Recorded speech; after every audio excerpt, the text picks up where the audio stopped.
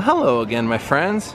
That's right, it's your old pal Jordan the Lion. We are leaving Las Vegas like I told you yesterday, and we're on our way to London. Let's roll. Days with Jordan the Lion begins now. All right, we made it through security. Let's go find our gate.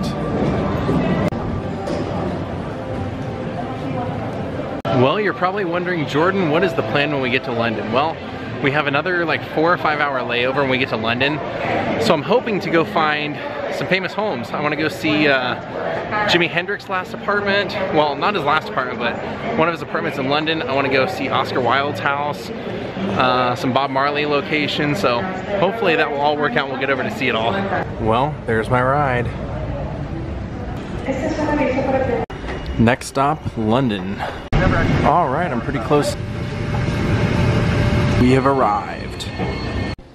So that right there is exactly what we need. We're gonna go over to the South Terminal and catch the train to Victoria. All right, gang, so here's the deal. We're gonna head into London, and we have about a 5 or 6 hour layover, so it'll give us enough time to see a little bit today, and then we're actually flying somewhere else. I know you're sitting here going, how many flights are you taking?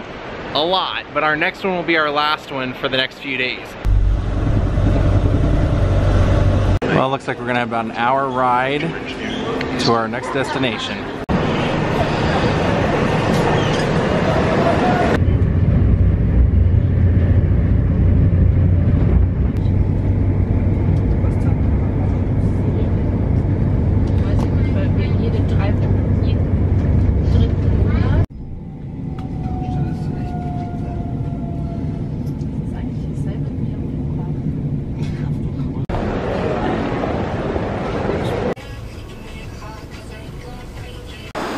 Well, this house in front of us, even though they're doing a lot of work on it, has a lot of history here for me in London, or at least something I'm very interested in.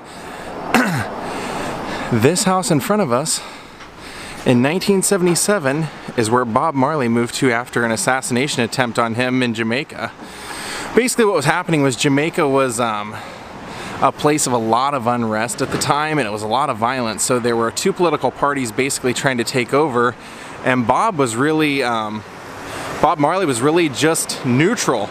He didn't really go for one side or the other, but he wanted to throw a concert called Smile Jamaica. And this was basically just a unity concert. And 2 days before the concert, in December of 1976,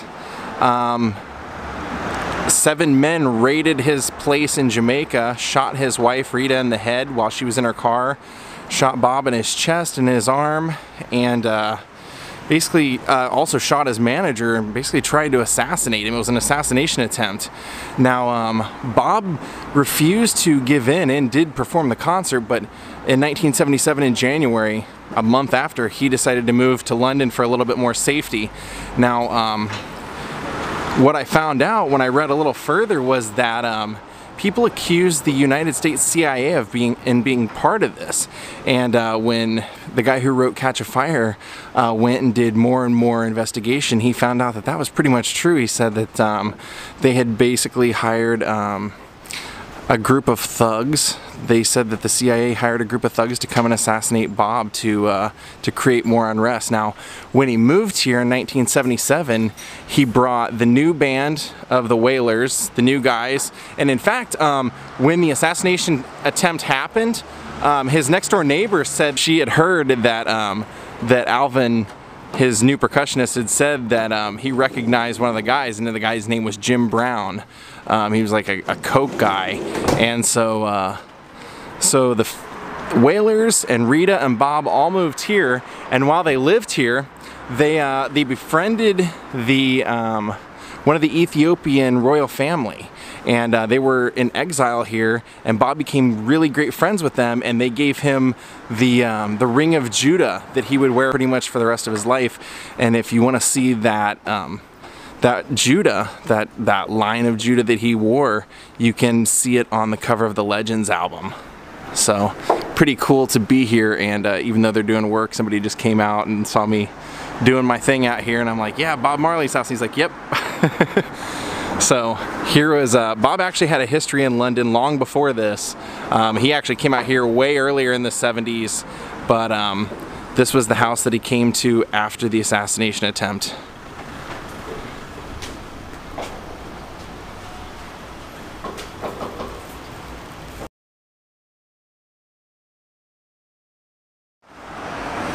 If you were wondering what part of London Bob was living in, he was living in Chelsea at the time.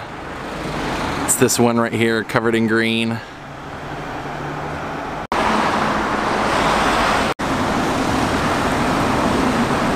Oh, what a great statue, huh?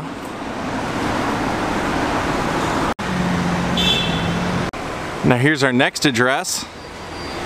And unfortunately our plaque will have to do the work for us on this one because the house isn't here anymore. But you can see right here it says, King Henry VIII's Manor House. Stood here until 1753 when it was demolished after the death of its last occupant, Sir Hans Sloane. It was built here on its site in 1959-65. The old manor house garden still lies beyond the end wall of Shane Mews and contains some mulberry trees said to have been planted by Queen Elizabeth I. Wow. But it is no more. Now we're not too far from our next 2 stops actually, so we should be there in probably the next 5 walking minutes.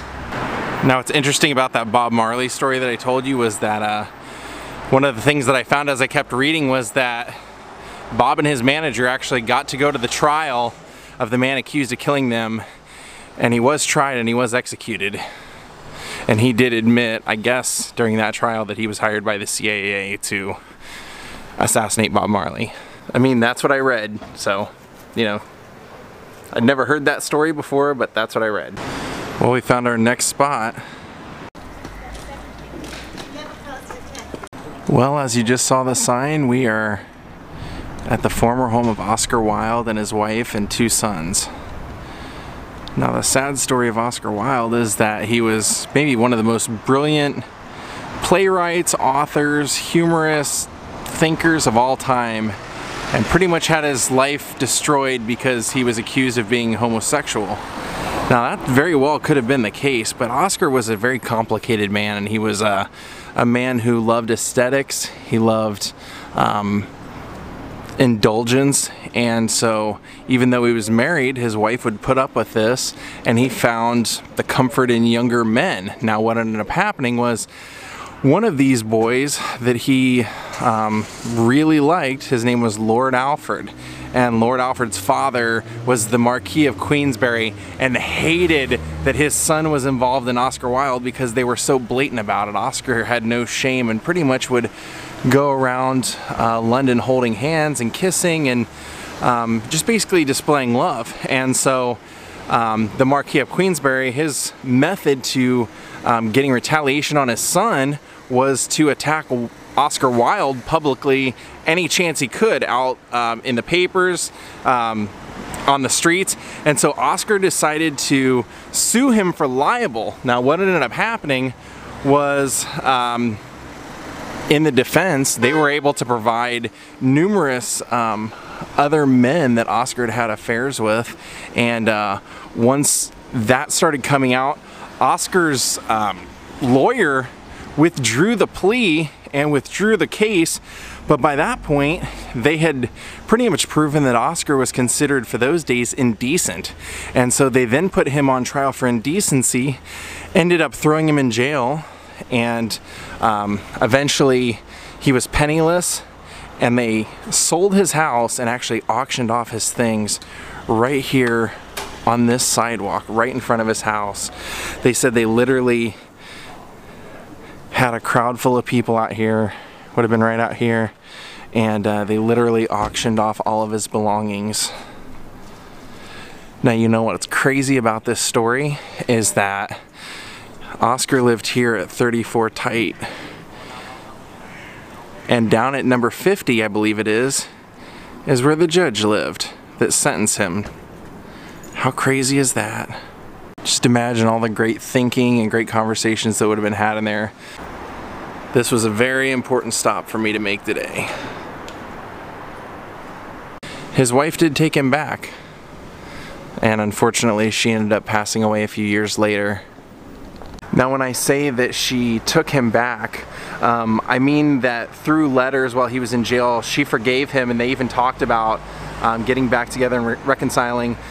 But then she passed away, and the two boys went to live with her parents, and they refused to let Oscar see them any longer and changed their last names away from Wilde to mask the shame that Oscar had brought to the family, which was that was mainly the big issue, was that the whole court trial came down to just being ashamed of his behavior. And right here at 58 is where the judge lived.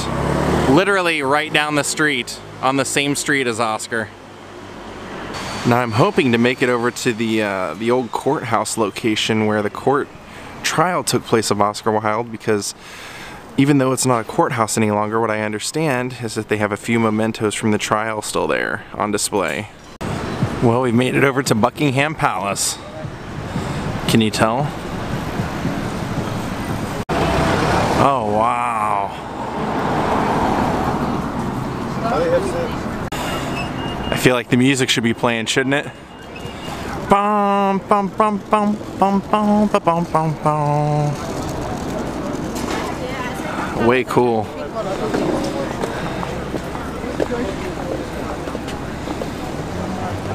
Here are the front gates.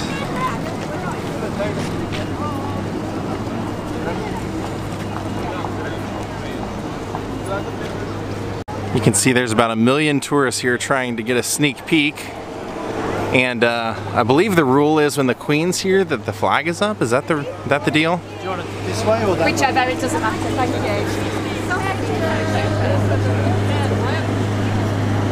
Thank you very much. Thank you. And you can take a tour of the staterooms, but I just don't have time today. Let's go take a look at all this. Check out some of these statues. This says the Gift of New Zealand. He's got like a big leather apron on.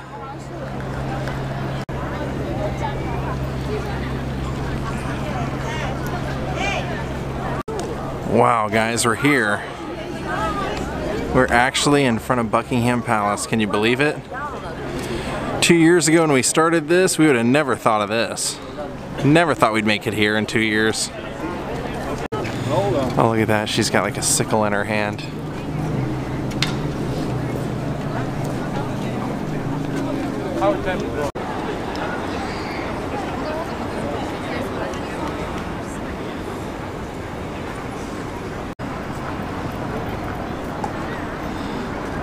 And if you look up top, you can see the flag's out. She's here. She's in the castle. She's home. The Queen, of course. If you look straight ahead, you can see the red carpeting, so I wonder if that's like the main entrance. All right, let's head out to our next stop.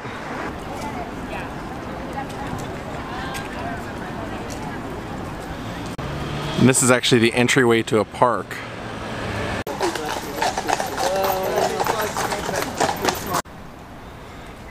Now we just made it to our next stop. This is called Truffaut Hill, and the reason I wanted to come here is because this is where Oscar Wilde used to get his hair cut and get his shaves, and it's also considered the oldest barber, or the oldest barber shop in the world. And if that's the case, that you can get a shave and a haircut here, I think I probably should get one, don't you think? Let's go check it out. Let's see how much it is. Gonna get a shave and a cut. You need one, just ring me, okay? You post that, okay? Yeah, that's fine. Until we can do this work in 2 weeks' time. Yeah. Very sweet to get that done. Probably like that. I think about it. It's lovely. All of them off together.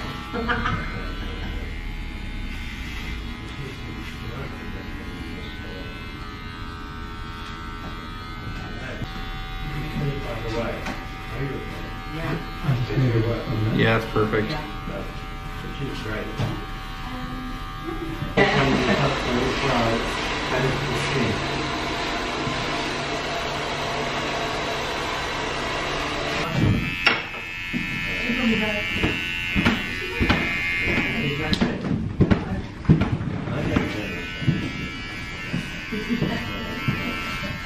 Well, So do I. Yeah. Thank you. I can put that bag to you. If you just want to take a seat on the right. Yes. I'll just call Daisy up.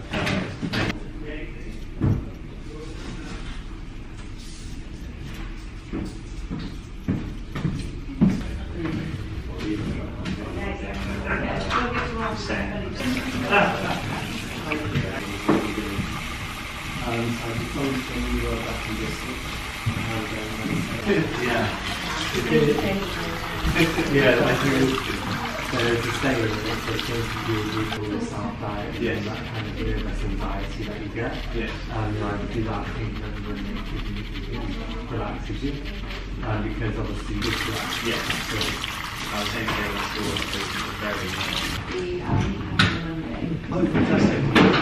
yes, no, I'll be back to I'll get into take a bit off through here, still come into our point and then tidy up all around the moustache for you.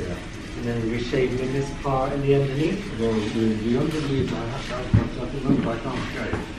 Can't use it. So have you been away or were you? I have, no, I was down in South Africa.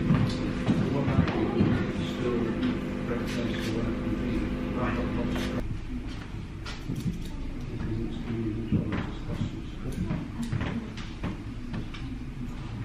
You okay?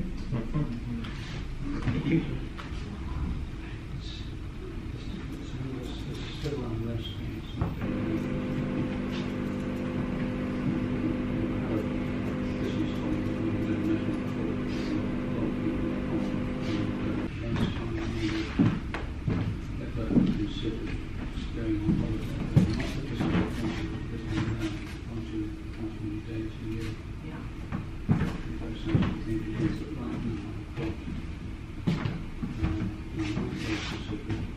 Lots of things that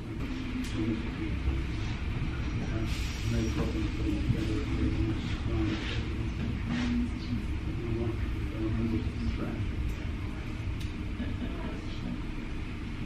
You have a lovely time coming. Yeah, absolutely. She seems to have something similar to me. She's basically about paying tax.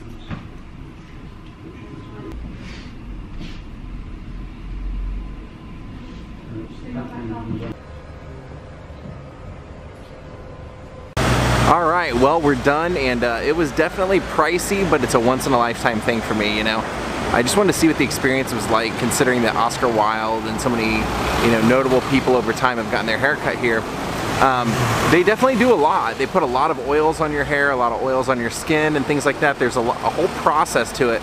So it's not just a haircut and a shave, it was a lot. So totally worth it, but yeah, definitely pretty pricey. So now I can say I've gotten my haircut where Oscar Wilde got his haircut.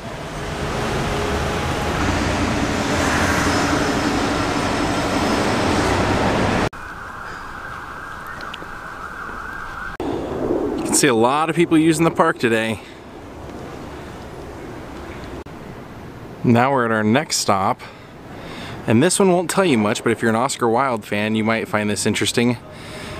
This apartment here was what the inspiration for the importance of being Ernest Algernon's apartment was, right here. And that white building right there, that's the other top part of the apartment that was the inspiration for importance of being Ernest.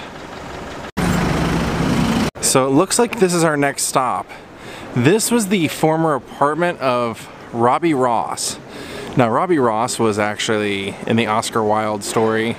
Even, you know, it's a true story, but in that story he was considered Oscar's first boyfriend, and when that fizzled out and he started seeing Lord Alfred, he remained friends with Robbie forever. They became best friends, actually, and in fact when Oscar got out of prison and he was penniless living in Paris, he would write to Robbie, and Robbie would often send him constantly money to keep him alive, keep him with a place to live and clothing, and yeah, he was just pretty much penniless. Now I guess maybe the interesting thing about this story is that when Oscar was buried, he has a tomb in Père Lachaise.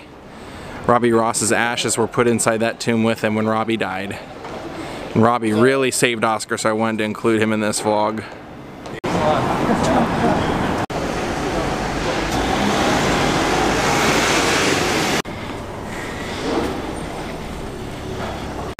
Oh, check this out. They have a bench here with statues of FDR sitting with Winston Churchill. Pretty great details too. They've even got the flower and the boutonniere and everything, and yeah, it looks nice. Didn't expect to see that. Well, we've made it to our next stop, and this is called Liberty. This is one of the most chic and most famous clothing stores in the world, and this is where Oscar Wilde used to buy his clothes.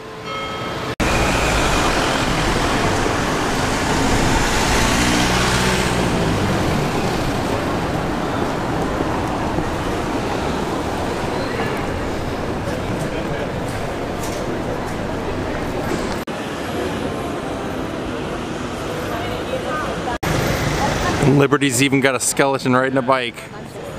And you think you've seen everything. Well, this big building here is what I told you guys about. This was the courthouse. This is where they had that infamous trial that pretty much ruined Oscar Wilde's life. Let's go see if we can find the mementos they have from the trial. It's now a hotel.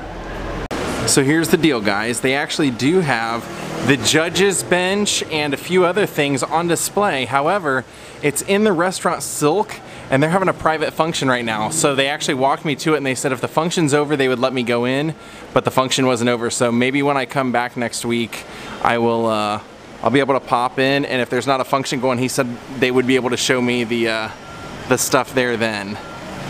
What it sounds like online is that they have the judge's bench, the witness stand, and dock are still in the hotel on display. So I'd love to see that. Well, from London, I'll see y'all tomorrow. Good night.